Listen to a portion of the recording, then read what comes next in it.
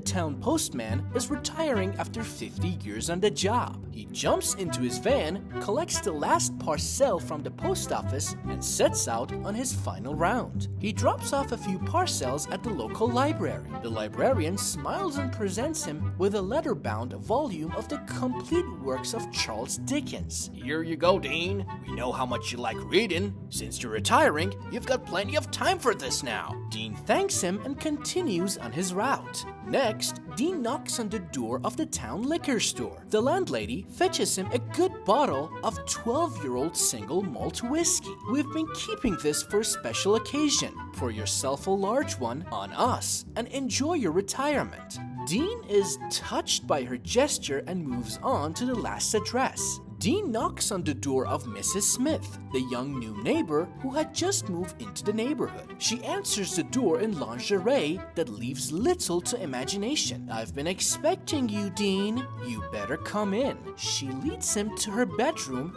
pushes him onto the bed, and jumps on top. Dean's head is still spinning as he gets dressed. Then Mrs. Smith slips a $1 bill into his shirt pocket before he has a chance to say anything. Mrs. Smith says, "We are not done yet," and leads him down to the kitchen. Mrs. Smith then cooks a fantastic lunch of steak, eggs, and toast. As he finishes eating and takes a sip of his coffee, Dean finally has a chance to ask, I must say, Mrs. Smith, everyone in town has been very kind today, but you've been the kindest of all, in fact. What on earth could have moved you to such a gesture?" Mrs. Smith admits, "Well, I was really racking my brains to think of something nice for you. So I asked my husband, and he said, when he gets here, screw him, give him a buck. The lunch was my idea."